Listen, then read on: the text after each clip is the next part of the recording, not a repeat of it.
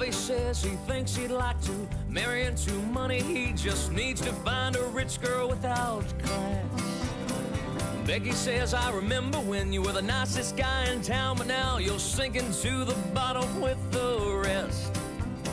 And John and Jean just can't agree on how the town should mend the seams on a budget that keeps getting out of hand.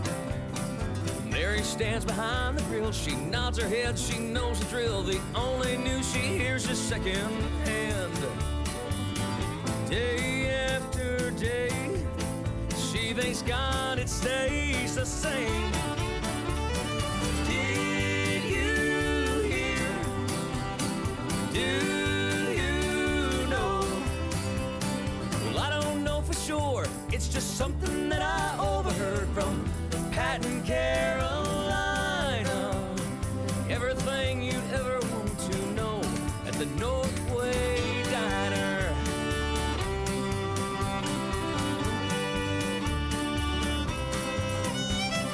Old man Felch is getting ill. Someone saw his final will, and that good-for-nothing son is out of luck. The house farm, the old woodshed, vacation house in Hilton Head is going to that mistress in New York. It's supposed to snow a foot today, the same thing they said yesterday. The ski resorts are gonna lose their shirt. Local politicians say that better days are on the way. We'll tell that to the people out of work.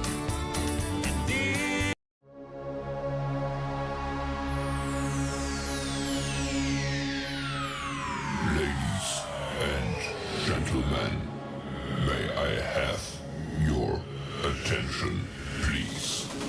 The show starts in 10, 9, 8, 7, 6, 5, 4, 3, 2, 1, go.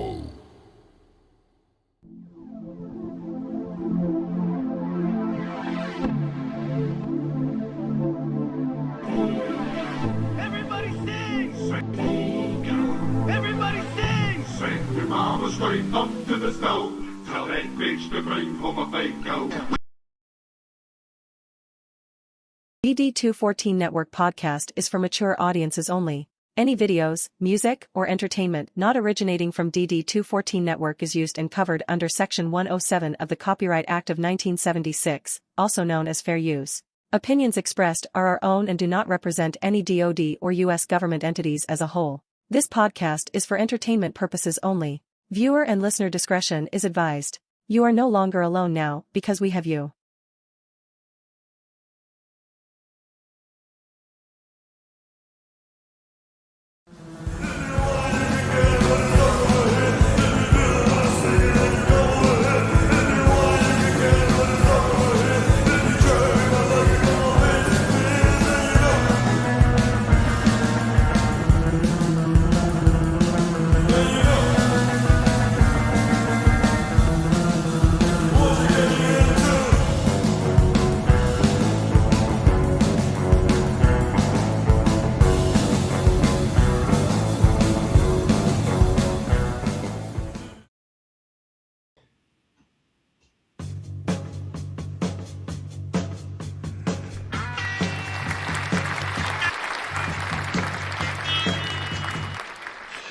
Good evening, everybody. We finally fucking made it. Welcome to the DD214 Network Podcast, hosted by John Clean Sanchez, Jay, the number one cocksmith, and myself, Joe Texcolini. Y'all better look the fuck out today. Our crayons are sharp, the box is full, our bottle of glue is topped off, and our helmets are on tight, baby. We're about to rism with the tism. Welcome into episode Joe, good job. 242. New year, same fuck boys. Let's get this going. Oh, no, I ran out of water. Yeah. First show of the year, huh? First show of the year. Yes, it is, and it's a cold one too. Is it cold is it late, as 30 cents ice? short? Is it really? Is it cold out there? Dude, it's fucking freezing out here. Really? Like Freezing. it's unseasonably warm here. So, and it doesn't look like it's gonna be getting cold for like the next like week and a half, 2 weeks at least. What are you at in the 60s, 70s already? No, but it was in the 50s today. Like I wore a t-shirt. I had to get a haircut today, and I wore a t-shirt outside. I was fine. That's crazy. Like that's it in early January. It got So the high today here was 45. So yeah, that's a little. That would be like long sleeve t-shirt, maybe a hoodie. If there's wind, I'll wear a hoodie. You know what I mean? But that's like it. Well, I mean, it should be probably about 10 degrees cooler. Like it should be about what it is where you are, Joe, here right now. And I mean, I've got sweatpants on, and when the wife got home from work, I had to go run to the store because the kid, when she was with her mom for Christmas, lost her toothbrush and forgot to tell us when we went grocery shopping yesterday.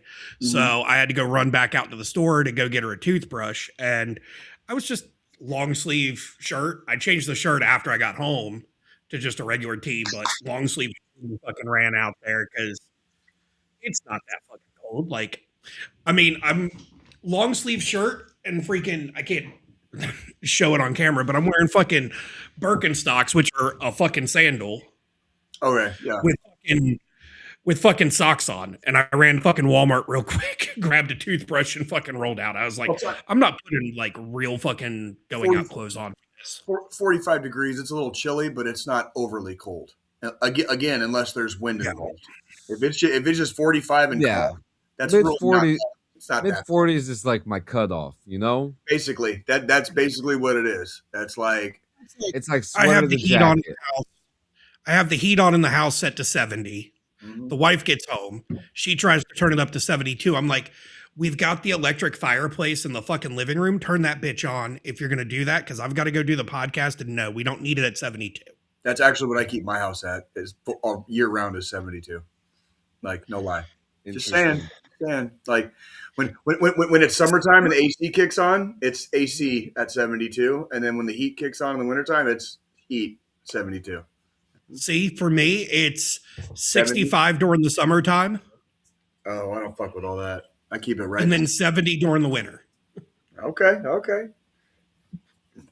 Everybody's got their own what do you call it, preferences, right? Yes, we do. I'm the fat guy of the podcast. I have a little bit extra insulation.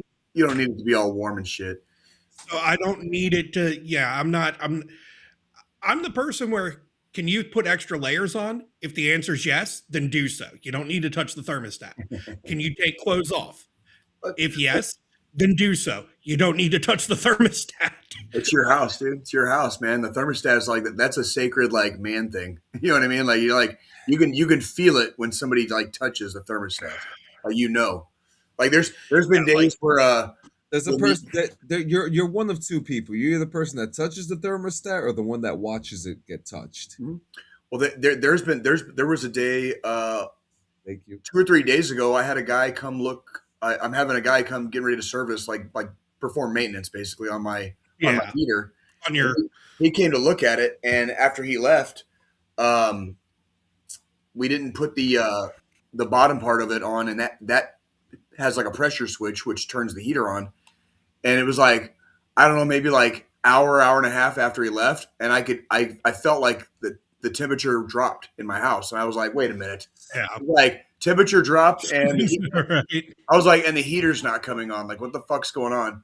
And then I went down, like restuck it in the thing, and then you push it in, and it hits that pressure switch. And as soon as I put it in the right way, the fucking thing kicked on.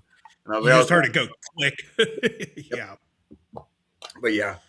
But I'll tell you what, I'm happy that I have my house might be a little bit older. Like it's going to turn 75 this year, but it's fucking gas. And I like having a gas stove. I like having a gas heater.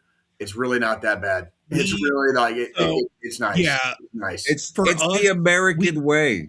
Just saying, bro. Just saying. If we were to buy this house we're renting, because we're on natural gas for our hot water and our heat pump for the heat, but the stove is full electric. If we were to buy this house, I'd convert the stove to a gas, because A, it cooks a hell of a lot better. Oh, God, yes. God, yes. It cooks a hell of a lot better. And C, it cooks a hell of a lot better. And I'd save a little bit more on my electric bill every month. Yeah, that's like I basically, and the only time the gas bill really goes up during the year is in the wintertime. That's like basically like 7, us, maybe like 7-8 months of the year, like I don't pay. Yeah. Like I pay like $20 or $30 for gas, if that. for know what I mean? us, it's so because again during the warmer months, the only thing running the gas is the hot water. Our gas bill never got above $10. That's all summer. I think there's been a couple And months. now it's like $40 a month with the heat running. So it went up, $30 with the heat running, but our electric bill also dropped $60 with the AC being off. Right. So there's been a couple months where my bill has gone into the negatives because of whatever local shit, whatever the fuck, and like I'll go to pay my bill, I'll go to pay my monthly bill. And you have credit on that shit. And it says your current balance is $0.00. And I'm like, fucking okay. All right, whatever. Like, it's like rob along until next month, basically. Yeah. Well, anyways, how was you boys' weeks? Really good. Really good, really tame, I noticed like last 6 months or so, all three of us have been getting kind of fucking tame. Like we're all kind of like just meandering. Well, if you want me to untame it a little bit, I've been pushing my brain a little bit. Okay. Let me show you. No, I showed you my Eiffel Tower a couple days ago. Oh, is that what you posted on Facebook? No, I didn't post the Eiffel Tower, but this. Just messing around with the little digital painting and stuff doing art. Yeah, like that. I've always been into like graffiti style art, so that's where I'm going with it. In the industry, we call that street art. Yeah, exactly. I grew up on it, so I that's the vibe I was trying to go for. I don't know what it is. I just know that it's something, but I'm proud of it. Yeah, I liked it. That looks good to me. And then I've got myself a few new comic books digitally, which I'm very happy to have checked out. Well, I found 2 of them. I'm reading one of them. I haven't started reading the other one yet, but the one I have not started reading. It's called the Rockefellers. Okay. And it's about this family in the 25th century who live in a utopia.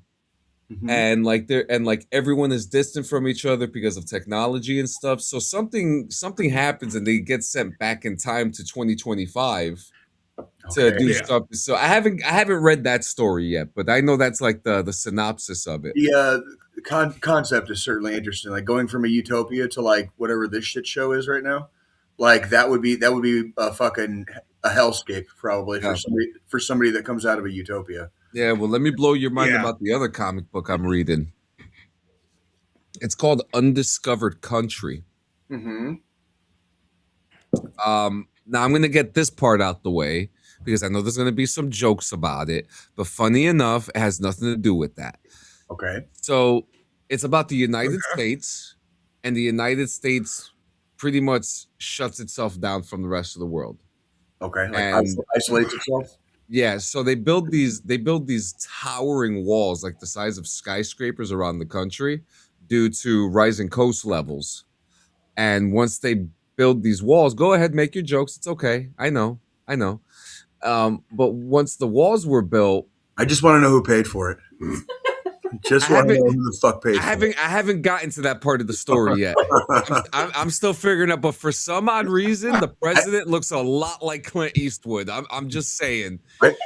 I don't know why. Like current Clint Eastwood or younger Eastwood? Like that's important too. Current. Oh God. So America's like they closed off, and whatever. Uh-huh. And no one knows what the fuck happened or why they did it. Okay. But there was like, this wasn't like an immigration issue or anything. This was. Would you say the walls are huge? Oh, dude. Are they the best walls? Are they the best walls? Are they the best walls? No walls can compare. We have the best. They're huge. They've got guns on them. There's guns on these walls. and big American flags. But anyways, but funny enough, it has nothing to do with immigration, because when the gates closed, anyone who was anyone who was in there, whether you lived there or vacation there, you can't get out. Locked out, like they're locked down basically. And anyone who was out cannot get back in. Okay. So there's a deep lore thing, because in the end of each issue, they give you a timeline of things that happen. And one of the funniest things that happens is that the Boston Celtics get stuck in Seoul, Korea. And so they beg to come back, and America's not answering them. No one's picking up the phone. So they end up becoming the Seoul Celtics. Well, I mean, it's fucking Boston Celtics. So what? They're not that important. Yeah. So I thought that was an interesting thing, but I haven't even gotten to the really good juicy parts yet. So that actually reminds me of, there's a chapter of, well, it's not really a chapter, it's a portion of World War Z, the book, not the movie. And in that book, well, yeah, because during the zombie apocalypse in the book, the entire country of North Korea goes dark, and then once society kind of reemerges after the zombie apocalypse, nobody has contact with North Korea. Yeah, everybody went underground or something, and nobody's come out. And so nobody knows what happened. It's like the whole country just and that's ceased to exist. And so that's very much what's happening. So this team, this group of people, they get a message from a doctor that's in the United States after 30 years. There's been no communication for 30 years. Okay. So they get this message from a doctor named Sam Elgin, and he tells them, look, well, there's this bigger thing going on. Anyone around the world, there's this virus happening, and the sky is poisoned for some odd reason, and no one knows why. But America, for the 30 years that it's been closed, there's scientists that found the cure for it. But the only way for them to get it out is if some outsiders come in and get it.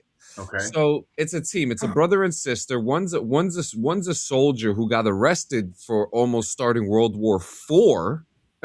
Yeah, World War IV. Because he got a message from his father, because the parents of the two kids got sent off before the walls got sealed. So they're trying to go back home. They don't know where their parents are. There's this badass Polish fucking commander who flies the helicopter, and he has an amazing storyline, which I'll break down real quick.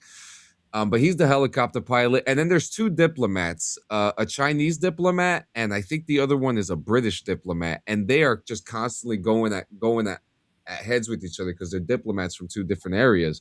Mm-hmm. But the big problem is that there are Americans who are stuck in other countries who now have to build their own communities because they're Americans who got left behind.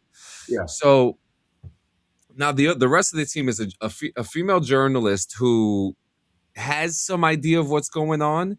Mm-hmm. And then the other one is some researcher who's obsessed with America. And he works for this company who's been hiding all the secrets about America. But he created a radio internet show with a different name, talking shit about himself, exposing the lies that the company that he works for is hiding. Huh. And no one knows it's him. So it's there's subterfuge, and so you don't even know what the diaspora of the United States is doing. We have no idea. So you don't know what's going on inside the United States. You don't know what's going on with the Americans outside it. Well, clearly somebody had to see them building these fucking walls, right? Oh, they knew they were building the walls, and no one said anything because they said it was because of the rising coasts, which is a good excuse, but they haven't gotten to that part of the story yet. But you're not going to get rising coasts like in Minnesota or North Dakota, on the border. Yeah, exactly. Canada. This is where it gets interesting. Okay. So they get into America, they get shot down, and they land in California, which looks like a post-apocalyptic dump, which isn't that far off from now, right? So they're in this dump and people start attacking them, and this Uncle Sam looking motherfucker, who's actually the doctor that messaged them from inside, shows up, and you find out he tells them, like, this isn't the America that you thought it was. America was broken down into a spiral of 13 different counties, which they describe as 13 different Americas, and each it's like a board game, right? And it's a literal spiral, and the center is supposed to be like the answer, whatever. So each section, with the first part was Destiny, and it was like a Mad Max style place, right? Okay. And that place was about gaining like mining resources. Which parts of the country is this in? This part was in the West Coast. Okay. So we're talking kind of like going back to 13 colonies, or a spin on, say, the Hunger Games with the different districts. Yes, it's more like the different districts, because the country is put in a spiral. That's how the states are determined. And so each section that the states lie, it's like Dante's Inferno. Right. So this first section was like a Mad Max post-apocalyptic dump, right? So when they see this Uncle Sam style character, who I'm starting to realize is like a clone in each section, because he doesn't seem to know what they're talking about. He explains that each section is different, and the second section that they get to is like the first section relies on mining, right, and stuff like that. The second section relies on technology. Okay. And the fucked up part about that is that people were sacrificing their second-born children's brains to power up the city. So they turn, and each section has to prove. I sacrificed my twin's brain. I mean, there's not much there, but so at least it might not be someone intelligent. Yeah. So you start to find out that the whole reason was that America was falling apart. But to everybody else's perspective, America was always the shining light of the world. They were always winning wars. We were always prosperous. We were always doing, the noble things, as we're portrayed as, or we just portray ourselves as, right? Yeah. That's like me calling myself the #1 cocksmith, even though I haven't been laid in like 2.5 years. Yeah. So each section has to prove why their section is the America that America needs to be. And the second section was about technology, people being reliant on technology and stuff like that. This third section, which is called Possibility, is about art. Okay. And that was a whole fucked up jumble mess. Paul Bunyan showed up, Annie Oakley, Johnny Appleseed. You said this is a comic book, like a graphic novel? It's a comic book. It's a currently running active comic book right now. Oh, how many issues are out? Let's see. And what's the fucking name of it again? Yeah. Undiscovered Country. Interesting. What? Who puts it out? Like Image or fucking Image? Image. I was gonna say that sounds like a fucking. I was gonna say it sounds like an Image comic right there. Image comic. So they're up. So they're up to a total of. Okay, so they're about to finish. The last issue comes out in March of this year. But they're planning to go 30. It's planning to go 36 issues. What's going on, Kairu? How you doing, my brother? But the story itself is so intriguing because, the art section was crazy, right? Because they had to prove why art is the reason why America should live. But then you get to the next part, which I'm up to now, which is history. Okay. And it's going through different parts of history and trying to figure out like what went wrong in American history for it to go the way that it did. But that's the part that I'm up to now. I don't know what happens after that, but it's got an intriguing set of characters. It's got, and my favorite comic ever is DMZ. So like a lot of like the styles and like worries of that are in this too. And it's just like, holy shit. Like it's one of these stories that once I started reading it, I couldn't stop. I think I've been reading it for maybe 3 days now, and I'm like, I think I'm 22 issues in now. Okay. So you'll be. I mean, you know, take your time reading the last 14 issues, and the last one will be out in March. So Yeah. you'll have a complete set. Yeah. You know, And Alaska was nuked and turned to glass by who? by America. By ourselves. Yeah. That sounds. What year is this set in? 2090, I think it is. Interesting. And what's interesting too, like the I mean, territories, at this like point, we're kind of Guam, on that trajectory, so yeah, like Guam doesn't seem too far off. So like the territories too, Guam and Puerto Rico and places like that, Mhm. they were abandoned, Right. you know, in the story, you know, Surprise. Right. right? Yeah. Hey, Freddie. Yeah. He won't. He hardly ever comes up on the couch, but I guess he wanted to come say hi. So. Yeah, so I mean, it's a great comic. I'm totally enjoying it right now. It's so wild just to think, because I was thinking, oh, they're gonna go into this country and they're gonna get fucked up. There's gonna be a whole bunch of weird shit. But one of the characters is like mutated and has like a lobster hand. Really? And like the Uncle Sam character is like really mysterious and doesn't really have a lot of answers. He's kind of just like a guide, Right. or like a companion through the story, through the different eras. Yeah. Where's he's kind of like the claptrap of each region. Yeah. Geographically speaking, like on the map, where's the center of the spiral? So I'm gonna pull it up I'm gonna pull up the map right now. Undiscovered Country map. I think it's around Kansas City. I was gonna say that's exactly what I was asking. It's probably somewhere in Kansas, but it's close. Okay, here we go. So yeah, like this right here, like when you look at the map, let's see, open image and new tab. Yeah, I mean, it's kind of like above Kansas City. Can you zoom in? Yes. Because I can tell you, I can damn near like. Yeah, so you see, Put your cursor over the exact like where the final stage is, basically. Right there. That's where you see like the eagle. That's Kansas. Yeah, that's Kansas. Makes sense. That makes sense. So like over here is Destiny. This was like the crazy area here. This is the part that I'm up to. I'm almost certain is like right up here in this section. Interesting. Yeah.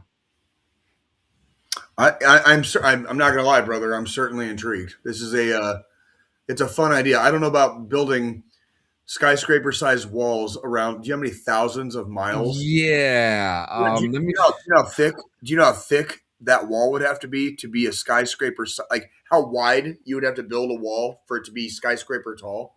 I'm looking for. Oh, here we go. I got the picture of it right here. I want to see this shit.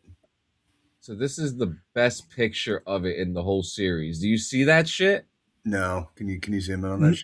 Oh, sorry about that.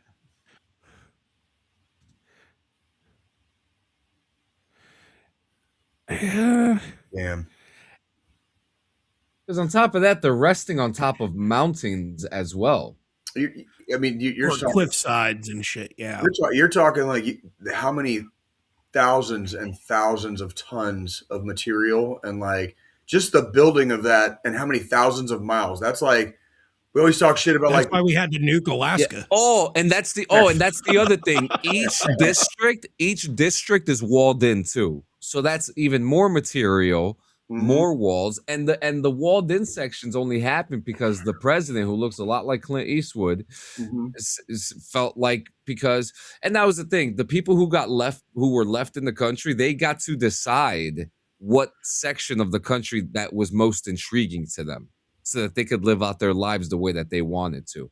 And some of those areas, like they're like Destiny, has no gun laws, it's like the Wild West. No taxes and shit like that. So like each section has like a different interesting thing to it, whereas Possibility is just fucking water and Paul Bunyan. Right.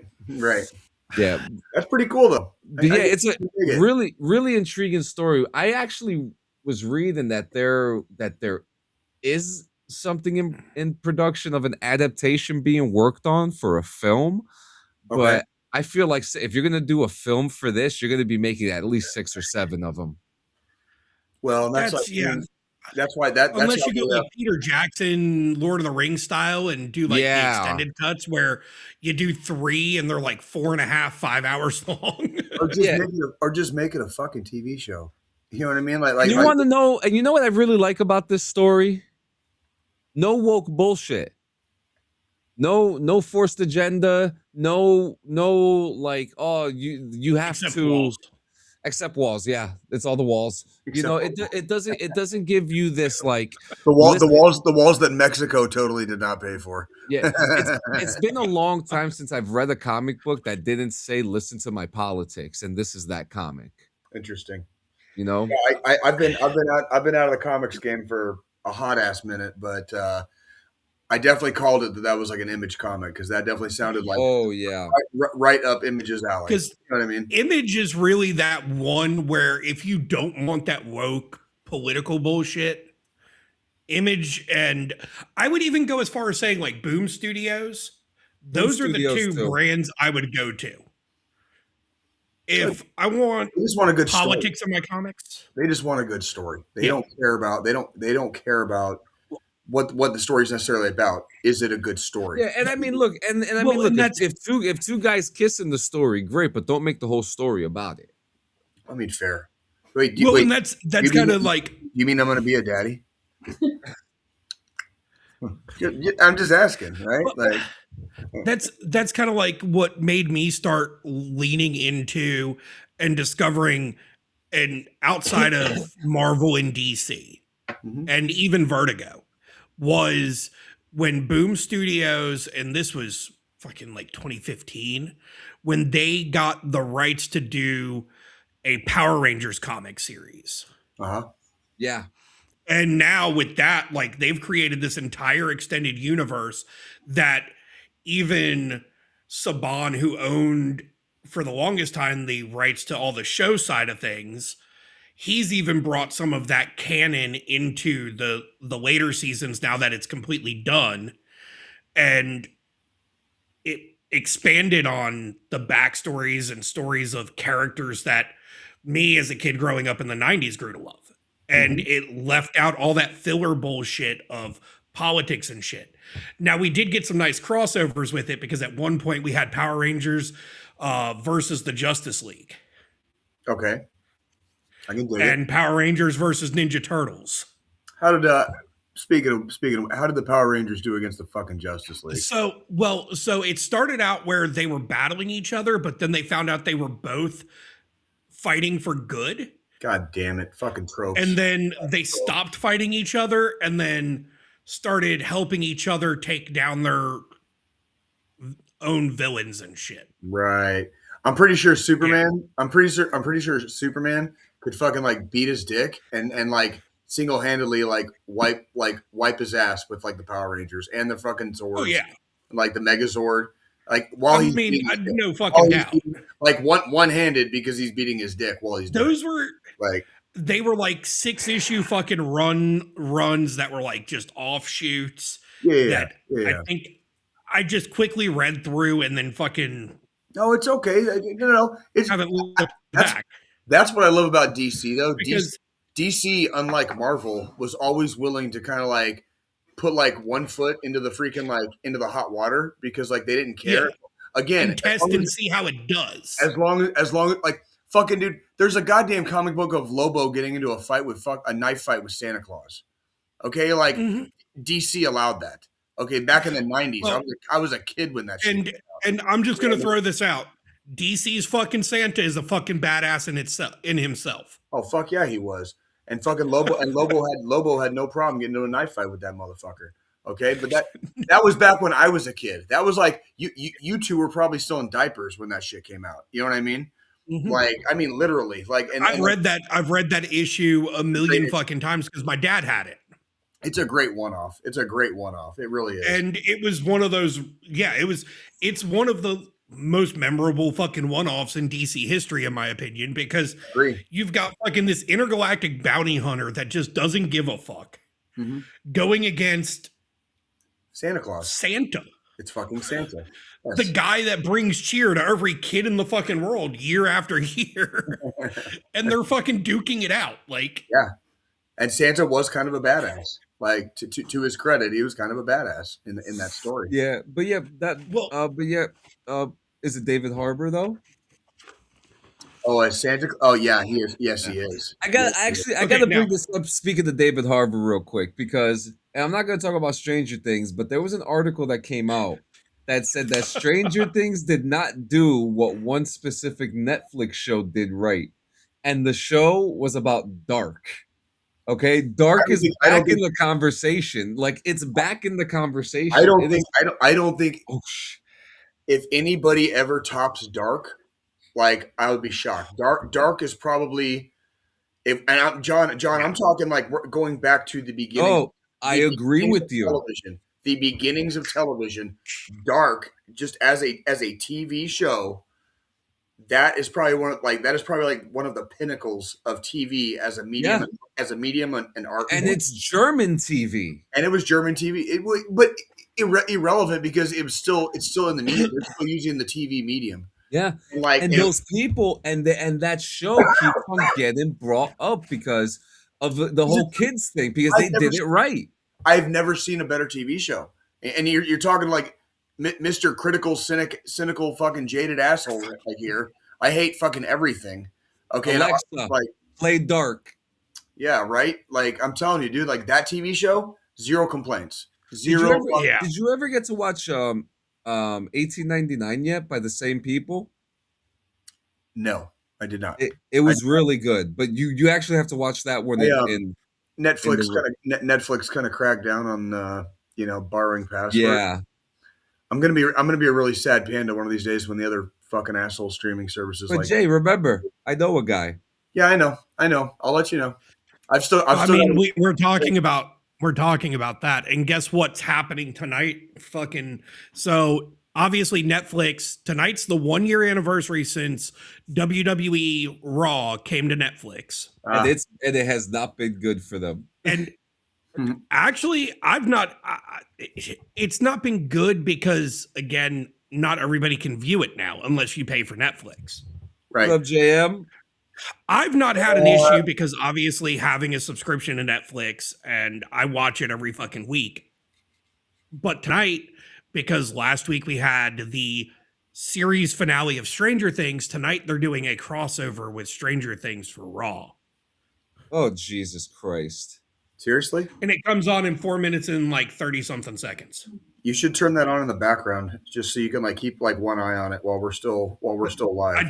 That's exactly what I just did. I just pulled it up on the TV in the background. Yes, sir. Thank you, sir. I remember the days on Xbox 360 where Netflix would let you watch show and movies with your friends on Xbox. Yes, I do actually. Yeah. They would put you in a theater. You remember that, baby? They would put you in a theater and you could watch the fucking. We need that again. And if you had that. You could use it without the Kinect, but if you had the Kinect, it would put everybody's video feed in that theater seat. So it'd be like your floating head in a theater seat. Yeah. You know what else? All your friends. You know what else they took away from us? 1 versus 100 with Bob Saget. Okay, well, technically, Saget passing away took that away from us. No, this was way before. This was like 20 years before he passed away. Oh, no. Netflix has not been around quite that long. Hold on. No, I'm talking about Xbox. They took away 1 versus 100. That was the greatest game on Xbox, the greatest community game that you can play. And you would get like Xbox points that you could they would give you money. You would win money. And like you could use it to buy games on Xbox. What's going on, Calvin? And like the whole Xbox system on the 360 days, the whole ecosystem that they had, even the early days with the One, like from 360 to the One, the early days of the One, Xbox was a community console. You had your community, you had, and they cared about the players. Now they've just gone fucking corporate douchebag. Yeah, now there's nobody left. There is nobody left. There's programs now, right? I think one of them is called Scener, where you can actually, you could watch movies with your friends and stuff. But then in that case, we have Discord now, But it would be nice to like have Yeah. that immersion of being in the theater again, like we did back in the day. Yeah. I miss drive-ins. I'm not gonna lie. I'm like I'll take it a step back from me. I've never been to one. You've never Pack been a to fucking drive-in? cooler, throw it in the back of the car with the fam. Fucking, you know, and I've always wanted to go to a drive-in and fuck my wife. Dude, that's bro. I'm telling you, man. Like that's fucking, yeah. dude. So like where I grew up in Tucson, Been there, done that. Just it wasn't your wife. there were still a couple of drive-ins. There were still a couple of drive-ins in Tucson where I grew up, and they had it to where they had this low frequency channel on the radio. So instead of having like the speaker that you'd like pull off the stand, you could just sit in your You'd car. go to like an AM channel and tune your radio to it. Yeah. And you freaking tune your radio to it, and you just sit there and watch the movie and chill out in your car, and you can smoke and drink and get your dick sucked, whatever, dude. Like wait a minute, he says we have only one drive-in, and it used to show adult movies in the 70s. A drive-in used to show adult movies. And that's how Pee Wee Herman got arrested. Yeah, you got the neighborhood kids like climbing trees like fucking like half a mile away using binoculars so they can see the screen, you know, whatever. With a little portable AM FM radio so they can fucking absolutely freaking like doing their thing. Yeah. Mm-hmm. Little bastards. Yeah, because we used to before they shut the one down that I used to go to all the time, they transitioned over to the AM FM thing too versus the speaker boxes. Mm-hmm. And we would just roll in with the pickup truck and then just sit in the bed of the truck with a AM FM radio that we just ran the a power cord to the cigarette lighter of the truck. Oh yeah. And sit in the bed of the truck and fucking drink like, beer and fucking. Yeah, some people get comfy, dude. Like they'll bring pillows and like lawn chairs. Oh, I've inflated an air mattress in the bed of a fucking truck and just like, fucking Yeah, I've seen motherfuckers in like lawn chairs in the back of their truck, like just fucking like just chilling, watching. I can't believe you've never been to a drive-in. Well, I mean, never been to a drive-in, dude. The last time I went to a drive-in, a lot of space on the East Coast. That's the problem. Is like the East Coast is so goddamn built up. There's no space for a fucking drive-in theater. Like in my area, there's plenty of space for it. If I could get the financial backing to do it, I would fucking open a drive-in because there's plenty of fucking land in my area, and I feel like bringing it back would make a killing because everything, 80s and 90s has been making a comeback over the last 2-3 years. Yeah, that's why I'd open up a porn shop. And dude, there was a drive-in theater here where I live when I moved here, and it closed down like a few months after I got back. It's like, and I'm pretty sure there's at least one still in the metro somewhere. I'm pretty sure there's at least one. Yeah. That like still operational, still runs, does its fucking drive-in thing. John, you should come back to Kansas City and we'll go to a fucking drive-in, dude. I'll show you. And we'll drive separate cars so you and Frenchie can do your thing. Okay? The greatest thing was finding a spot in between all the screens, so when one movie ended, you just switch the radio station to the other movie still playing. Oh, this guy gets it. This guy gets it. God damn! Like that's right, JM. That's right, JM. This guy knows what he's talking about. That ain't no shit. Like I'm telling you, man. I'm telling you, dude. There's one. There used to be two in Tucson, but there's one that specifically that I'm thinking of. If you lived across the street. Like a kind of catty corner, but there was like at the time there was like a 3-story like apartment complex, kind of like catty corner. And if you had the right house, it had a fucking dead eye fucking bead on one of the fucking screens. So if you had like maybe a pair of binoculars or like a fucking telescope, like you could watch a movie and just turn your radio because you could still hear it on the radio. Like, I don't know, 500 meters out, you know what I mean? Something like that. Yeah. So like not very far, but but close. That apartment complex would have been in proximity, and like you could watch movies for free all day. So I just found within an hour drive from me, there are 5 still actively open. There you go. See, John, you can, dude. I'm telling you, John, you need to experience like the joys of freaking like drive-in sex, bro. I'm telling you. Shit, I might just have to do a date night with the wife and pawn the kid off somewhere and fucking we go. That's what the fuck I'm talking about. Yeah, but yeah, how was the rest of your Might week, need to rent a guys? bigger vehicle for it, but you know. Oh yeah. And the last thing that happened for my week was this funny ass clip I saw. You guys got to see this. You guys know who Scott Van Pelt is, right? Possibly. He's from Sports Center. Oh yes. Uh-huh. Yeah, live makeouts on Sports Center. Get into it. Oh, what do we got? We got love in the air. Oh, wow, bro. Tony and Mike on kazoos. Who's having a good time? Happy New Year, everybody. Tony and Mike. Nice fucking save. Holy shit. What got completely fucking canceled. What are we got here?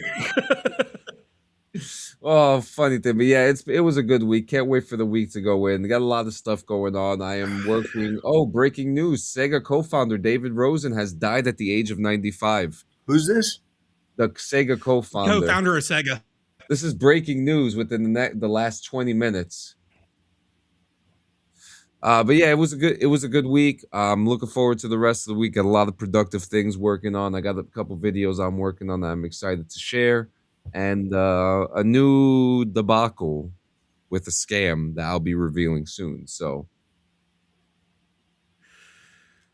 Yeah. Holy shit. What'd you do this week, Joe? Oh, fuck.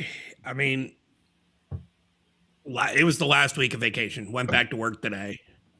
I want to point out I hate fucking email. I hate email. Yes.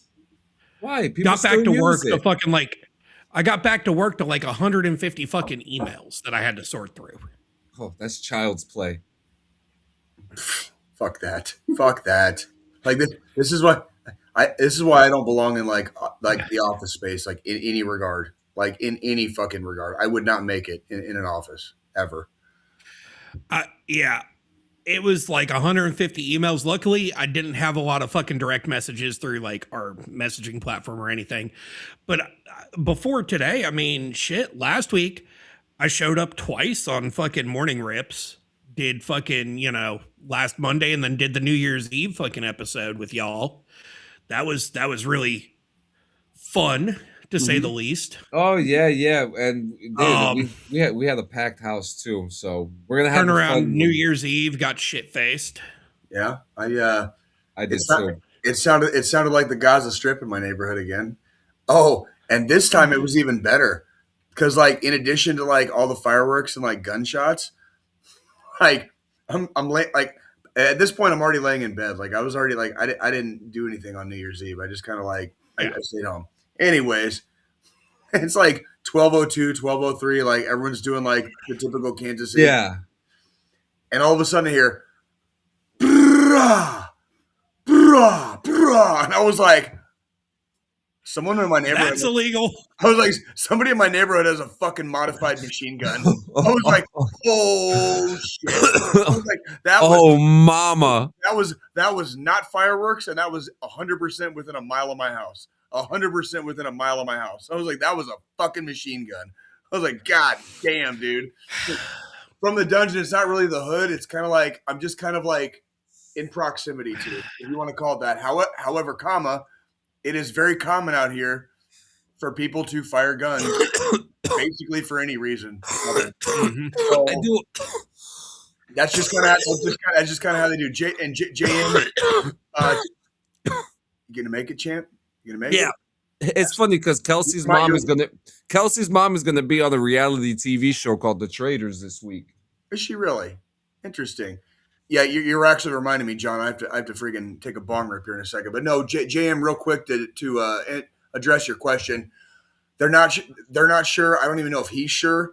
He just hit 13,000 yards. I don't know if he wants to go out with his last like day that he fucking played with Mahomes, with being Mahomes going down with a fucking injury. So we'll see. I'm pretty sure Kelsey's one of those guys that like lives for fucking training camp. And he is getting older and he's slowed down a little bit, but he still had like 800 yards this year, which for a tight end is like I think he's like third in the league. He's still like he's not putting up his like numbers where he was like younger, but even in a down year, clearly a down year for the Chiefs, the motherfucker still put up over 800 yards. So does he retire? Does he not? I don't know. He's about to be married to a billionaire, and he's like 100 millionaire. So like, no clue. Like, what does he want to do? What does he want to do? You know what I mean? Yeah. Yeah. I don't know. You're entirely. I think this was if we're just talking specifically about the Chiefs, this just was not our year. If I'm being honest, I thought we were going to have this year last year, except we just kept winning the close games, and somehow we fucking like fumble fucked our way to the goddamn Super Bowl, where we proceeded to get our fucking assholes blown out. Okay, so like I don't even know how the fuck we made it to the Super Bowl. The reason that happened is because y'all fumble fucked your way to the Super Bowl. Y'all had no business being in the Super Bowl last year. Do you know who it reminds me of this year? It's the Broncos this year. The Broncos have like no business being 14-3, but they are fucking 14-3, and they're 14-3. Yeah, they're the number one seed in the AFC. Like that, like holy shit! Like where did that come from? But that's the same shit we did last year. It's the same fucking. I'm shit. definitely looking forward to see how Wild Card Weekend goes. How this weekend fucking goes with the playoffs.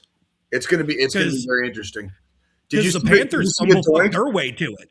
Did you see the doink last night? The Ravens Steelers. Did you see the doink? I was working last night, but that doink cost the Ravens their fucking playoff spot and put Aaron Rodgers' fucking old ass right back in the playoffs.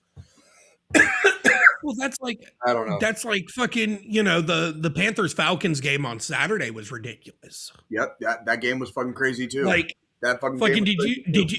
I'm not sure if you were at Arrowhead yet while that game was on, but did you see when fucking Mayfield fucking shoulder tackled his own fucking receiver? That was on. Wait, was that Saturday or yesterday? That was Saturday. No, I didn't work. So yeah, Saturday. You wouldn't have been at. You didn't work Saturday. I didn't work Saturday. No, I watched the Saturday. The only game I watched was the 49ers and whoever the fuck beat them. Seahawks. Thank you. Which was the game after the Panthers game. Okay. So, because the Panthers and Bucks have been just neck and neck tied pretty much all fucking season. And it's an interdivision game. Like they're both. So if the Panthers had won that, it'd have been game over. Panthers had moved on, so on and so forth. But then it came down to Saints versus Falcons yesterday. Uh-huh. If the Falcons won, Panthers moved to the playoffs. Yep. If the Falcons lost, Buccaneers went to the playoffs. But during the Panthers-Buck game, it was downpouring in fucking Tampa. I did see some of the replays. Fucking downpouring. So there was one play, fucking Mayfield does a handoff to his fucking receiver, and as he's handing the ball to his receiver, he slips and his receiver slips, and he fucking just shoulder tackles the dude to the ground for a loss of like fucking 6 yards. And then on the next play, he's going to throw, and as he's like going to go forward, the ball just slides right out his hand backwards. Those games are rough, dude. Like, well, and that's so like not to always like bring shit back, but that's like when we're talking about the Chiefs leaving the Missouri side of Kansas City, they're going to build a dome. And those are those open air stadium games. That's what football is supposed to be played in the elements. Rain, shine, sleet, snow, ice. You're fucking playing. You're fucking growing up building stadiums with fucking roofs and for your stupid fucking concerts and your stupid fucking WrestleManias. Thank you, John. Because when you grow up playing the fucking sport, Pee-wee all the way through fucking high school and college, you play in fucking open air. Thank you. You're playing in the fucking elements. Like, grow a fucking dick. You want to play football? Fucking, you're out fucking side. You're out fucking side. Period. Yeah. Like, But but beside the point, we derailed for a second there. we all got on our but old I do want to piggyback off this because I'm really tired of I remember when I would go to fucking go to a baseball stadium if you know what I mean, like basketball. We got arenas, indoor fucking arenas for fucking basketball teams. Use them motherfuckers for the goddamn concerts. If you're so scared of the elements. I want you guys to look up or a park. Look up the last time an NFL game got postponed. And I'm not talking about when that kid had a heart attack on the field. I'm talking about that doesn't count. Yeah, that one does not count. Look up the last time the NFL had a weather-related postponement of a game. Look that shit up. And this will just go to show you. This is how fucking football is supposed to be goddamn played. That shit should almost never happen. They didn't even postpone it. You remember that game where Mahomes got his helmet cracked because it was like negative fuck you, like on the field? Yeah. They didn't postpone that game. They didn't fucking postpone that shit. You know what I mean? It was like sub-zero. So it was actually, hold on, Jay. It was January 2024 during the playoffs. The Steelers versus Bills game got moved from Sunday to Monday due to heavy snow, creating travel hazards, prioritizing public safety. They should have done that in Kansas City. What was the one before that? Before that was Ravens versus Chiefs. Well, that was just a significant delay. Hold on. Yeah, full on like postponement. Like I'm talking a postponed game, or it has to move to a neutral site.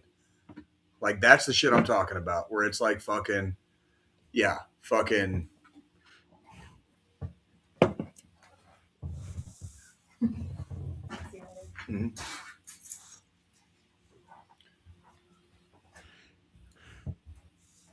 Yeah, you can't be saying that shit, D. You're about to get timed out. Wait, what did he say? Well, look at the chat.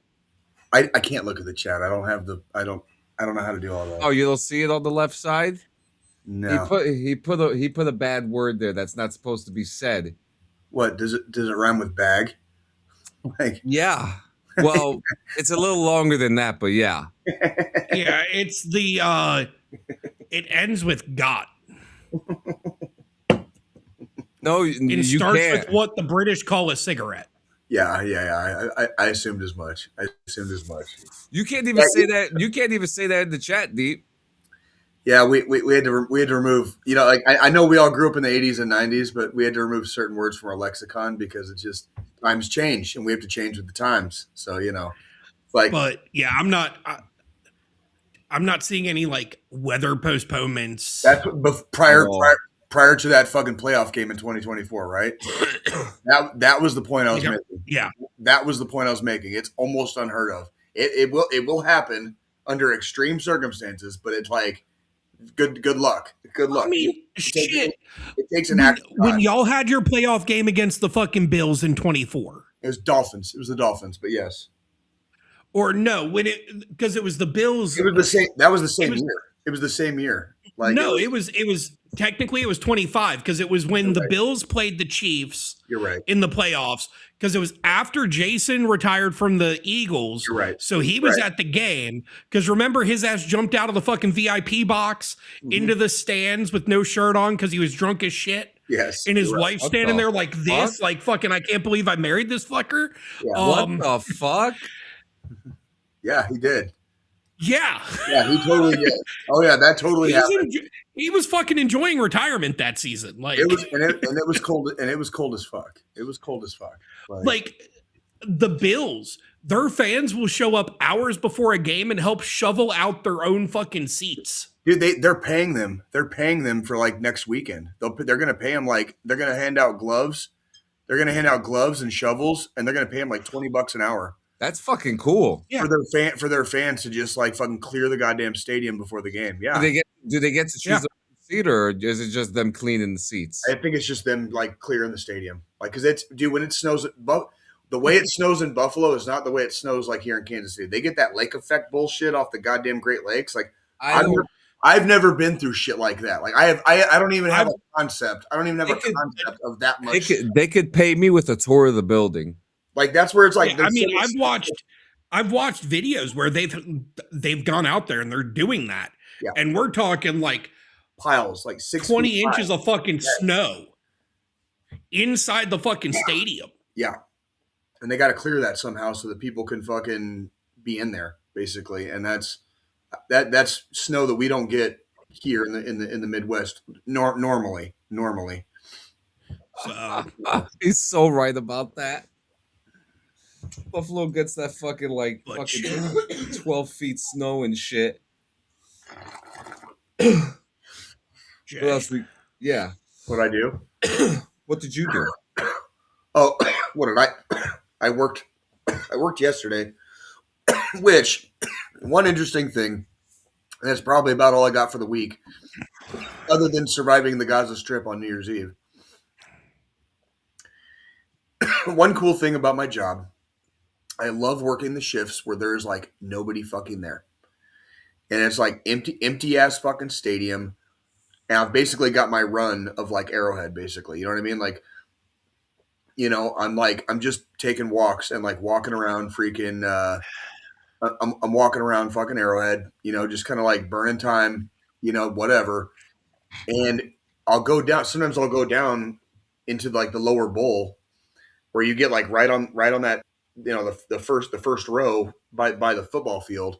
And like, I look around, like I'm the only motherfucker inside that whole bowl. And that shit was fucking surreal.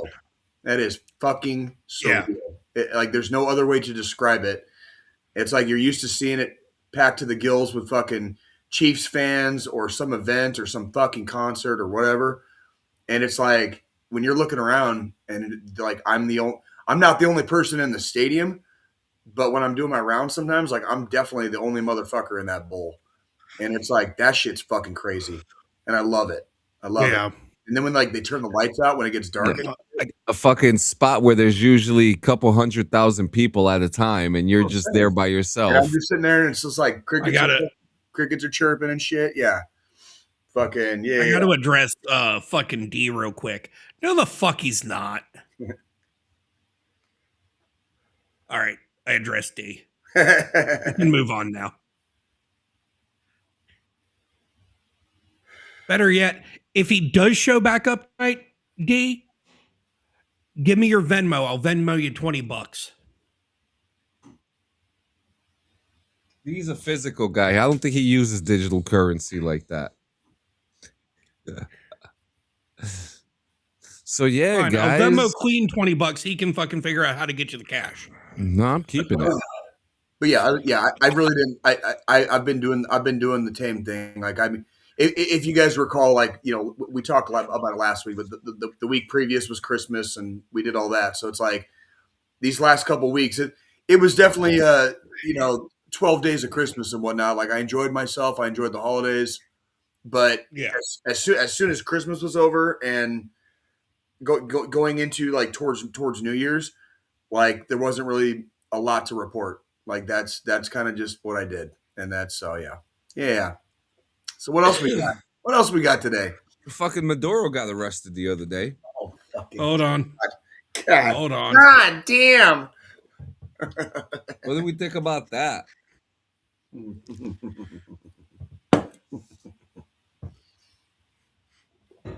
To my Delta operators, I salute you. Oh my God. Dude. Oh my goodness. So, I mean, it's kind of like a right? Is that what it is? It's kind of like a right? Yeah, it's kind of a double-edged sword on this one, dude. I'm really of two fucking minds on this. I really am. Yeah. So apparently something I saw earlier today was a federal judge threw out all the charges because the operators that fucking took him into custody didn't read him his Miranda rights. I don't even know. I think that you're killing me. You're fucking killing me, dude. You know, look, I'm just going to say it and I'll say it first. I mean, I don't want to give the credit, right? But, and I think that's where I'm at with that, but God damn that this guy had to go away. This guy is like the mayor of Union City, man. two things can be simultaneously true. Yes. Maduro is a complete waste of fucking oxygen and waste of fucking space on this earth and a complete piece of shit. It's probably not setting a good precedence to fucking kidnap fucking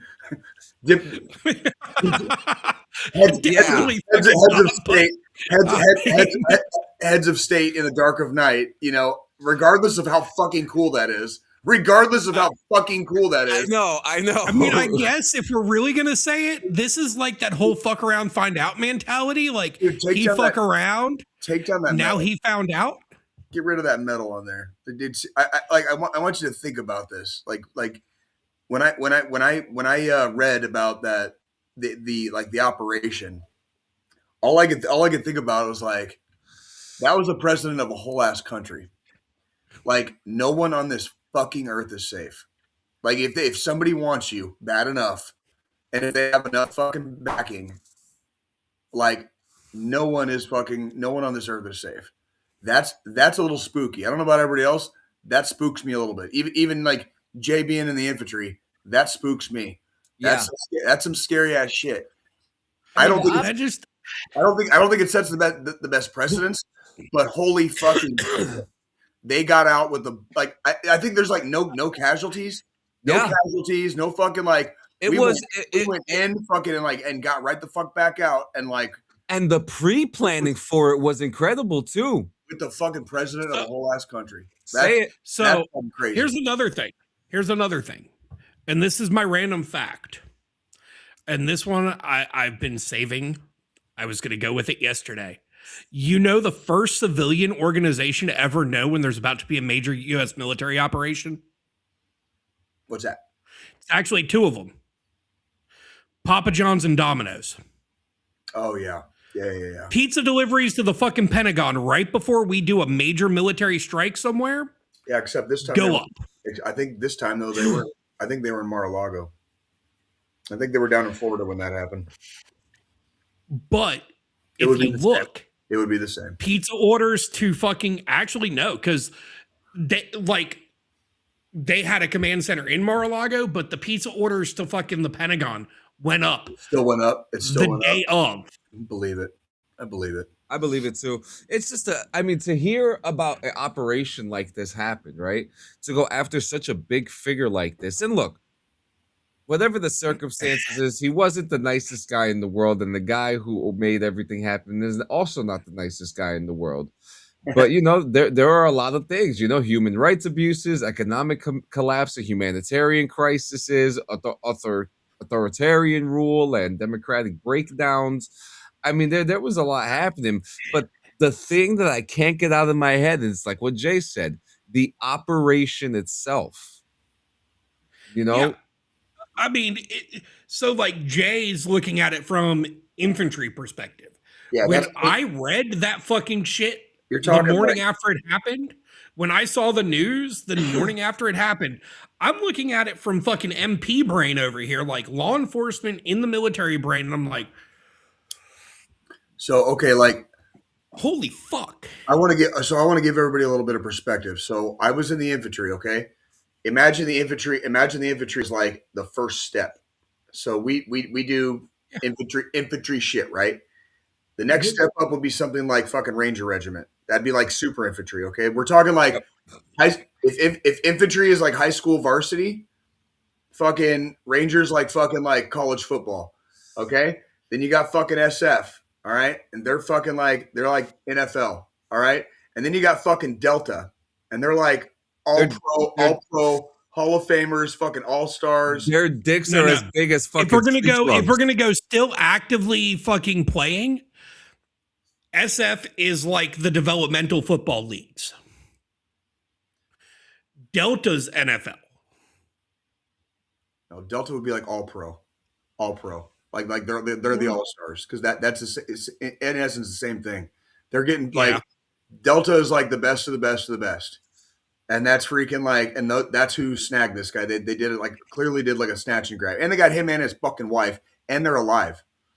Okay, let's not It's not men's health. And didn't cause an international incident in the fucking midst of it. Dude, if you're doing that came out. Okay. But the Delta guys didn't cause the fucking incident. Let me rephrase that. Dude,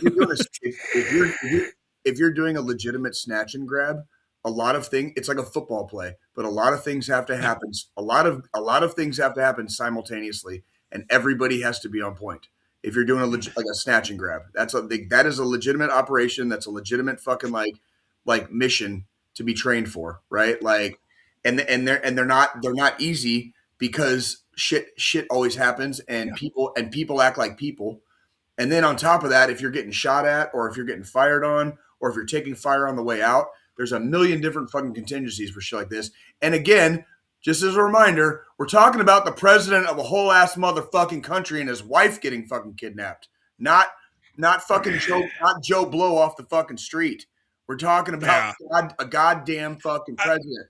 Like the most high value of high value targets. The most high value of high value targets. That's the president of a whole ass country. It's gone. And like you said, it's kind of scary to think that we were able to drop in, grab a president and his wife, so the president and the first lady of a whole ass fucking country, and get out before fucking news broke with no casualties. And yeah, it's just like, what the fuck? Yeah, A and D, I wouldn't even say it's a mole. It's just good intel, man. It's just good intel. Well, I'm sure we had people in there. Yeah. There's always somebody in place. There was definitely some civvy. Yeah, that's what the CIA. Someone. I was going to say, there these 3-letter agencies that we don't necessarily talk about a lot. I'm not sure if Jay's ever worked with any of the 3-letter agencies during his time. If I did, I wouldn't say it on the internet. And, yeah, exactly. So there's just those guys, their job is to go in and infiltrate in advance and gather intel. It's almost like, what are the secret agents in the army on base? The CID, those guys. Man, that would have been a cool fucking job to have too. So that was actually when I was going green to gold. If I never had my accident, what was going to happen was I was going to go to OCS, and then I was going to go to AIT for CID and transition from just being a regular MP to being CID. There you go. Yeah, I thought, because a lot of the times what they try to do is they try to pull guys that do the green to gold to do CID, because a lot of what their work is that plainclothes detective style work. Yeah. So I think the movie that displays it the best is called The General's Daughter with John Travolta. And they'll send you in and give you fake credentials and make you like a fucking E5. They'll make you a fucking private. Or an E2, E3 working in like the fucking arms room at a base or some shit. Yep. And so, CID is fucking ridiculous too. They're like, I guess you could say like, infantry has Rangers, SF, Delta. The MPs have CID. That's some shit, right? Yeah. That is some shit. Yeah. You have to you got to keep people that are in the ranks in check. And not everybody that joins the military is a good person. Not everybody that joins the military for the right reasons. That's right. And there are definitely times when people are doing the wrong things. You've got to weed those motherfuckers out, because if you do not weed those motherfuckers out, eventually on a long enough timeline, if they decide to stay in, those motherfuckers are going to make rank. And then you're going to have a whole ass fucking like company or battalion toxic as fuck. You know what I mean? Like just from the top down. And that shit's like poison. That shit's like a poison. And the next thing you know, you're being called at 3:00 in the morning because your commander was arrested. Yeah, thank you. We'll be right back. I'm telling you, dude. And that's why when we talk about discipline, when we talk about structure, not only in the Army, just in the armed forces in general, in the military, you have to have that. You have to have that fear. You have to have that fear that if you do something stupid, somebody is looking over your shoulder at all times, whether you're on base or off. Somebody is going to find out. Somebody will fucking catch you eventually if you don't fucking do the right thing. And like, if you don't have that fear, if you don't have that little dude on your shoulder whispering in your ear, like, this might not be a good idea, you know what I mean? You're going to get fucked. You might get away with this or that a couple of times. Eventually the bottom will fucking fall out. It's going to come. And that's your ass, and you're done. You're out. You are out. I can't tell you. It's going to come, and it's going to come quick, and it's going to come hard. I was in just shy of 12 years. Just shy of 12 years. I can't tell you how many people I saw lose everything over one bad night. One bad night. I'm talking like a lot of them were probably not the best soldiers, but there were several over the course of 12 years. There were better men and women than me. Better men and women than me, I promise you. And they threw it away over one bad night or one bad decision or whatever. And when the tax man came calling, they were getting kicked the fuck out.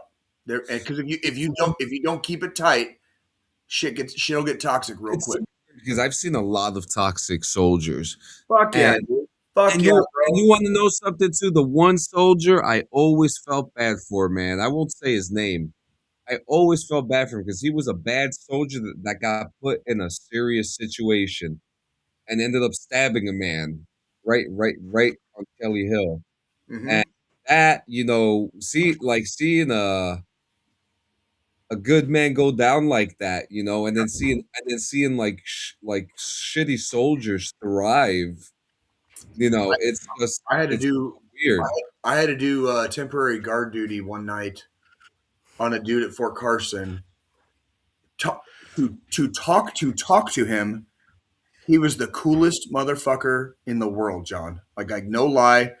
Didn't give me or my soldier any problems. We were just sitting around. We were eating pizza on fucking CQ, and his actual guards, that was like they were taking basically like their break. So they left him at CQ with me and my soldier while they took their little hiatus because we were going to be there all night, and we just shot the shit talking to this dude. He was the dopest motherfucker you probably ever meet. He had like two tours under his belt to I think he did Iraq and Afghanistan. So he did, and then he was got both sides of the line. Well, this is the funny part. Like, so mind you, this is like fucking this would be 2015. Like this dude's like been to Iraq and Afghanistan. He's still a specialist. So he's clearly been knocked down. He was clearly good at his job because the reason he was with us is because, amongst other things, he got into a rolling gunfire, as in like moving vehicles, a rolling fucking shootout with the fucking Colorado Springs fucking police department. Oh shit! Not joking, bro. Oh my god! I can't make that shit up. I cannot make that shit up. And I was like, so I'm say I feel sorry for the Colorado Springs Police Department, bro. I'm not. It's one of those things where, and I could tell talking to the guy. To the guy, he was fine, as long as he was fine. If anything fucking flipped a switch in him, he was gonna get fucking wild. So me and my buddy, like it was CQ duty. I was an NCO, and then I had one of my soldiers from my squad with me. Yeah. On CQ duty, and I always ordered my Joe's fucking pizza because if you're gonna do CQ, like, fuck the bullshit. That shit's fucking stupid enough as it is. You know what I mean? I've never had to do it. I've ordered, So I ordered pizza. So like we're fucking eating pizza with fucking Mr. fucking like, let's get into a gunfight with the cops, and I'm just trying to keep him happy until the fucking MPs came back. You know what I mean? Like fucking like. So I was like, I don't. First off, I know me and my soldier could take him, like the two of us, like physically, but I don't, if he's a runner. You didn't want to have to. If he's a runner, I was a way better runner than my soldier, and I would be the one fucking chasing him down. and I didn't want to fucking chase him down. I really did. Like, I was a good runner, but I really didn't feel like because when you're on CQ duty, you have to wear fucking like your uniform. So I was in boots, and I guarantee you I would have fucking caught him eventually, even wearing boots. But I didn't feel like running. I did not feel like running. I never had to do CQ. It was great. So you talk about how like you always got your guys' pizza. Yeah. My guys were always fucking just alcoholics to begin with. So the way through their heart, whenever I'd have to pull CQ duty with one of my guys, I'd go pick up 2 fucking taco party packs from fucking Taco Bell. There you go. Yeah. Same. Yeah. It's just concept. I'm feeding my guys. Like, we're stuck here all fucking night. Yeah, it's gonna suck. You know, and depending on what unit you're in, I was in units sometimes where they were like, you can't be on your phone, can't bring a laptop, can't watch any TV. If you're gonna read, it has to be military related material. And I was like, as soon as fucking Sergeant Major walks out, fucking, I'm busting out my laptop. What movie do you want to watch? Fuck you, dude. Yeah. I ain't fucking doing that shit. That's fucking stupid, dude. I mean, that's just, I'm going to say it. That's toxic leadership that makes those types of fucking rules. I've seen it I saw it at both Leonard Wood and Carson. I've dealt with it. Well, I mean, I've seen it too. But then like I've seen, you know, some of the units I was with where like we had those types of rules, and then I was there long enough for like a change of command ceremony and a new fucking commander comes in and those rules get thrown right the fuck out. Yeah, I've seen commanders that would let you bring in like a fucking Xbox and you can play video games as long as you didn't fall asleep. That's all they cared about. As long as you didn't fall asleep, fucking that's all. And answer the phone if somebody calls. That's what you were there for. Yeah. So for the few times I did go on leave, our unit, every time I would sign out for leave, like I would see our CQ guys with like a gaming laptop or something, or their PlayStation, or a fucking movie or something. Got to keep them entertained. You got to keep them up, you know? I mean, I would do the taco party pack, and then I'd bring like a 12-pack of fucking Rip-Its or something in the cooler. So that way, you know, my guys always knew when you had to fucking work with Sarge, you were covered. You didn't need to bring your own snacks. You didn't need to bring your own fucking drinks because I had my guys taken care of. And the downside of that was it caused a couple fist fights amongst my troops because they would fight over who got to pull CQ duty with me sometimes. You got dudes fighting over freaking like doing CQ. You're doing something right. You're doing something right. Yeah, well, and that's the thing. Like, it's he's asked the ungodly question. What did he say? What was it? What's a Rip-It? Oh, that is yes, the end all be all of energy drinks for a service member. Forever. So forever. And here's the thing. I've got a local little fucking shop, little like gas station I can go get them at. They have them in the cooler. Whenever I buy them, I have to fucking buy them and let them sit out for 2 days before I can drink them. Because when we were over in the sandbox, or over in fucking, you know, whether it was Iraq or Afghanistan, A, they weren't fucking cold.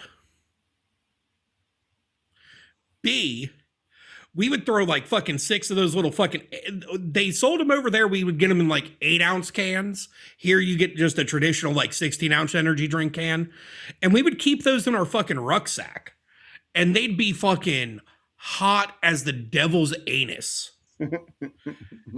But we wanted that caffeine so bad we didn't give 2 flying fucks. Did it taste like... Everybody sing! Send your mama straight up to the stove. Tell that Honestly, bitch to bring home a Fago. Honestly, I would say Rip-It to troops is like Fago to juggalos. Oh, yeah. And juggalettes. Easily. It's the fucking equivalent. It 100% is. It 100% only is. fucking difference is the caffeine content between the two. Yeah. And when you were deployed, so like where they sell them out here, they're like, it'd be like a monster can, like a typical like 16-ounce can, right? Yeah. When you're deployed, they came in like 8-ounce Little cans. short, stubby 8-ouncers. Yeah. So to get the caffeine you needed, and it would 8 ounces at like, I think they're like 200 milligrams of caffeine per can. Yeah. So, here you get 16-ounce cans at 200 milligrams per can. Right. There it was 8 ounces at 200 milligrams per can. We would fucking just 2 sips, 1 can gone, and crack another one open. Yep. I would probably drink out on patrols, like going through the fucking village, through the towns and shit. Mm-hmm. I'd drink like 6 of them. What was in a like 4-hour period? What was your favorite flavor? Downrange. Downrange would be the red, red can. Me too. I think it was a cherry. It's the red, whatever the red is. Yeah, but yeah, grape was good, and the yellow one, the citrus one, they weren't bad. Yes, they weren't bad. The citrus one tasted like over-sweetened Mountain Dew. A little bit, and I like the citrus one if I was like in my barracks or like the shoe and just kind of sipping, like watching like something on my laptop. That was a good like when I was on like the fob and shit where I could like go get a cup of ice and pour it over some ice to get it cold. Yeah. The citrus one was good. The citrus one tasted like ass fucking when it was hot. Yep. 120 degrees warm. Agree. Also agree. Grape was good. Kind of it's grape. So like it's more like it's grape. Like it tastes like grape. And it was good, but I liked I think they call it Power. The red one was like Power. Yeah. And like that one was like that was my fucking shit, dude. Like that was my shit. And like my favorite that's stateside. I gotta pull it up because I can't remember the exact name. They got a whole ass fucking website. Shit. So they got a new flavor called YOLO. YOLO? What's that? Pineapple. Really? So yes, it was Power. Power was the fucking cherry one. Okay. So you had that spot fucking on. Yep. So it's the F-bomb. The F-bomb. What was grape called? What was the purple one called? Because I think the yellow one was like Citrus X. G-Force. What was it? G-Force is so G-Force is the grape. You're right. And then the Stinger the citrus is called Stinger Mo. I don't remember that being on the can. It might have been different at the time, but now it's been rebranded. But the F-bomb, depending on the market,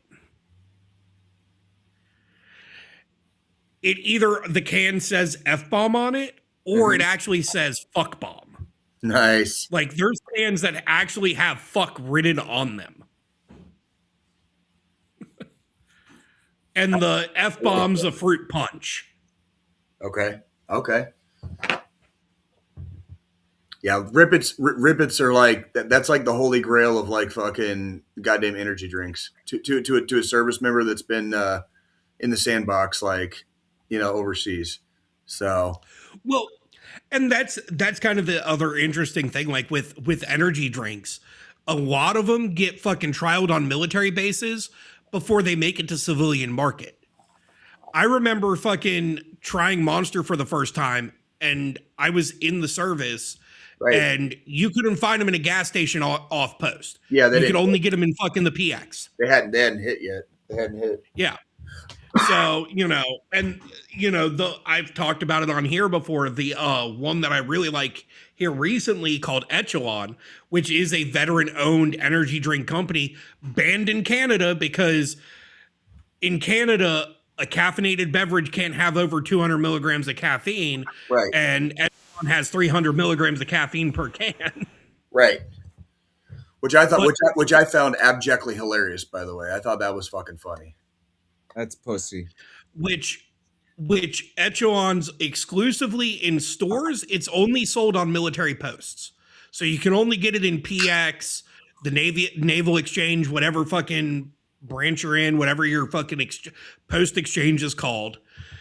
Or you have to buy it through Amazon or directly through their website. But that's kind of my new favorite because they use fucking like chili pepper extract and shit like that in the energy drink. So it kind of helps open up the pores so the caffeine gets into your fucking system faster. Fuck yeah. Gives you a nice little body tingle. Fuck yeah, bro. That's what I like to hear. Probably going to make my heart explode one of these days. One of these days. We're not worried about that. We're not, fuck it. Fuck it. You know? We'll worry about that fucking like tomorrow or some shit. Yeah, that's true. So the body is technically, hold on. Yep. My wife works in the medical field. The body is technically only supposed to be able to handle 400 milligrams of caffeine a day. And if you go back and watch my episode of Flag for Removal with Dylan Mason, we talked about caffeine intake. My daily caffeine intake is like 1,600 fucking milligrams. And my resting heart rate steadily stays at fucking 54. So, fuck body. There you go. There you go. There you go. What he said. Digging it. Fuck yeah, we're now here at the end of the show. I want to thank everybody for coming by and hanging out. It was a packed house. You guys are fantastic. Yes. Jesus Christ, Joe. I mean, you think that's bad? I mean, all our fucking Spanish grandmothers were drinking Café Bustelo all day, every day when the fucking blue cups on Burger Line Avenue. Everybody forgets. That's part of my caffeine intake, John, is Café Bustelo. Everybody, the best of the best. Everybody forgets like how fucking like comfy and lazy we have lived like the majority of our lives, like because we were born in like the 80s and the 90s. Okay, like our grandfathers and great grandfathers and great grandmothers and the great ones, like going even further back, they basically lived off goddamn like hard alcohol and motherfucking like gumption. Okay, like I don't want to hear this shit. Cheers. Thank you. I don't want to hear this shit about like, oh, you can only have 400 milligrams of this and you shouldn't do all of that and smoking's bad for you and bad. Yeah, no shit, motherfucker. We're all gonna fucking die. Okay. We're a military podcast, real quick. The other thing I constantly hear is more than fucking 400 milligrams of ibuprofen at a time can kill your fucking liver. Jesus Christ. I grab the fucking bottle, I dump them in my hand, I look at it, I'm like, that looks about right, and I fucking pop them in my mouth. I'm not dead yet. My liver still works, surprisingly. But that's more because of the alcohol intake, not the fucking ibuprofen. It's because ibuprofen's fucking fake. You know what, dude? Like, I think it's just, you know what? We're gonna get in trouble for that one. There's nothing wrong. There's nothing wrong with moderation. Okay, there's nothing wrong with trying to take care of your health. You know, we have kids. We're not trying to like stroke the fuck out at like 45 or whatever the fuck. But whatever, if we do, fucking tough shit, right? I mean, shit happens. But like, we're not. But at the same time, it's like you still got to live your fucking life. I had fucking steak tonight for fucking dinner. Okay, I'm sorry. I like fucking steak. I'm eating a goddamn steak for dinner. Okay, I don't get a lot of like I don't get like a lot of happy shit in my life very often. I want to eat a fucking steak once in a while. Is that fucking okay with everybody? You know what I'm saying? Shit. I mean, fuck. That's like Jesus I found Christ. out I had one working kidney. My urologist told me to stop eating fucking pork and drinking. I told my urologist, go fuck yourself. You know who I haven't seen again since? That fucking guy. Fuck him. Well, on that note, guys, it's been a great show. I want to thank you guys for coming by. Lots of fun things happening throughout the week. Keep an eye out for that. Who's got the final thought this week? Oh, whose turn is it? I don't know. I always forget this part. Who did it last time? John, you did it last time. I did it 2 weeks in a row because I volunteered to take an extra week. So is it my turn then? Then it was you. Then it was John. So is it your turn? Technically, it would be mine. But if y'all want to battle it out, that's fine. You're fine. Go ahead. You got it. Keep the podcast going. I got to go to sleep soon. I got fucking work in the morning, D. Is it almost 9 o'clock on the East Coast? It's almost 9 o'clock. Aw. Fucking guy. My vagina. Don't be so upset that we're in the future. You're only jealous because you ain't got no vagina. Motherfucker, I might not have any fucking vagina right now, but you know what I do have? All the time in the fucking world to do whatever the finger fuck I want. How about that? Like, how about that? You got a whole extra fucking hour behind us. I do. Oh, okay. Okay. You could finger yourself in an hour, Jay. It wouldn't take that long. He knows exactly where his G spot is. It won't take him that long. Yeah, yes, sir. Thank you, sir. I give him about 3 minutes. It's been a long day, guys. Fuck. I want to read some comic books and look at trash reality TV. See the fucking the boys in the chat are fucking. They're asking for me. They're doing a curtain call. They're giving you guys a curtain call, and you guys are fucking crying about wanting to go to sleep. What the fuck, man? What the fuck? What happened? Why don't you take the fucking final thought since you got so much to say? I got kids. It used to be about the They're music, multiplying. man. What happened to you, man? It used to be about the music, man. Oh my god.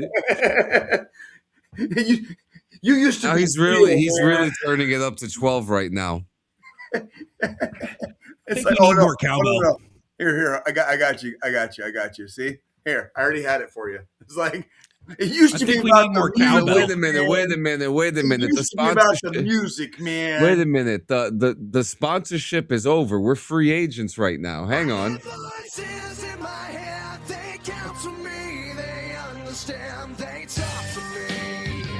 It's not me. It's not me. Now you better do the final thought now, because we're about to get shut down in the next minute and a half because of that. All right. Alrighty, everybody. All right. We just went on a fucking tirade there for a second. Anyways, that was like one of our first curtain calls. We had a curtain call. Yeah. Come on, you got to perform. Dancing. Anyways, everybody. Before we get into the final thought, thanks to all of our fucking viewers out there, our concurrent listeners, week in and week out. It was a great 2025. Let's make it a better 2026. New year, same fuck boys. We got y'all. And on that note, we're finally through the fucking holiday season. Thank God. Thank God. Yes. It's going to take my bank account 12 months to recuperate. I enjoy partying for 12 days straight, but outside of the 12-day party part of it, it's not my favorite time of year. Not at all. I enjoy it, but it's not my favorite time of year. It's not my stomach's favorite time of year. That fucking too. So we're going into, we're already, 5 days into the new year. We are. We have had plenty of time to reflect over the past week, even, of those we lost, those we love, those that are forever in our hearts. Me personally, New Year's Eve this year, for some reason, the holidays this year hit fucking harder. You can ask Jay and John the amount of times I texted or sent a message saying fucking bawling my eyes out for my parents, shit like that, because I don't know what it was about this year versus the last 10 plus years since I lost them that this year just fucking hit harder. It might have been the fact that my fucking kid moved in with me. There was a year. Let me ask you. Not to interrupt. I was going to say not to interrupt. Like there was a year when I still lived in Pueblo West. Like after I got back from my third tour, don't know what it was that year, but on my best friend's birthday, dude had been gone almost 20 years at that point. And I found myself in my VFW, like crying my eyes out at a table by myself. Cause like, I just lost it for no reason that day. Like, and I get it, Joe. I get it. Yeah. I want to ask Lily, was it a milestone year? Like, was it a 5, 10, 15? So this year was 11 years for dad and 8 years for mom. Okay. So not necessarily like a 5-year incremental milestone. But I think, for me, it was the people I surround myself with and the outpour and the love and the consideration and the care that I've made my circle over the last several years since meeting my wife. And then also me getting full custody of my daughter. This year, that was just a huge fucking thing. That sounds like a pressure valve release. That sounds like a pressure valve release. Like you were and I feel like that might be that's definitely plays some into why this was a more emotional holiday season than years past. And you know, I found myself at fucking midnight on the 1st fucking in a fucking brewery eating, don't kill me for this, fucking buffalo fried fucking cauliflower bites. Were they good though? They tasted like fucking buffalo chicken, like boneless buffalo chicken wings. Why would I be mad at you for that? Like because it was fucking vegan. About all that, like food is food. Food is food. And drinking a fucking, you know, a beer that's 10% ABV while ringing in the fucking new year, and I'm fucking, you know, bawling my fucking eyes out. Just everything kind of fucking just slammed.